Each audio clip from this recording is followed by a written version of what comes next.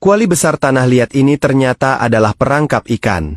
Tampaknya tidak ada yang istimewa, tetapi ikan-ikan dapat melompat ke dalam kuali secara otomatis. Orang yang bisa membuat perangkap seperti ini, otaknya pasti tidak kosong. Pemuda tampan ini adalah perancang perangkap ini. Dia menebang beberapa bambu, lalu menggunakan tongkat untuk membuang ruas-ruasnya, sehingga seluruh bambu berlubang.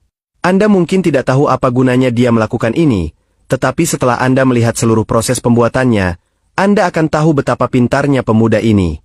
Selanjutnya, dia memikul bambu yang sudah diolah ke tepi sungai, dan meletakkan semua bambu di dasar sungai.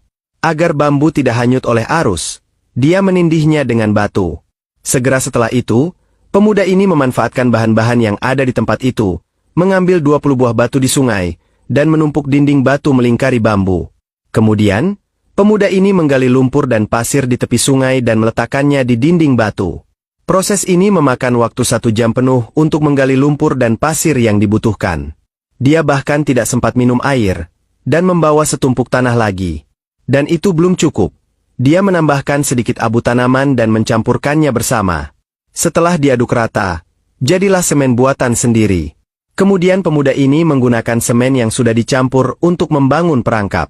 Setelah beberapa jam dibangun, sebuah kuali besar pada dasarnya terbentuk. Harus dikatakan, pemuda ini tidak hanya hebat dalam menangkap ikan, tetapi juga ahli dalam pekerjaan tukang batu.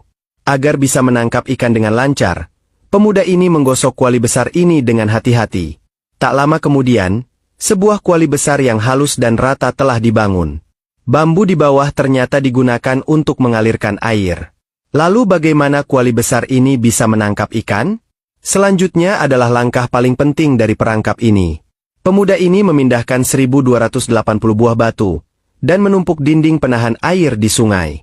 Sekarang di sini terbentuk bendungan kecil, dan ketika ketinggian air naik, air di sungai tepat meluap perangkap, dan air sungai juga dapat mengalir ke hilir melalui bambu. Untuk menangkap ikan, pemuda ini benar-benar memeras otak. Cara menangkap ikan seperti ini pun terpikirkan.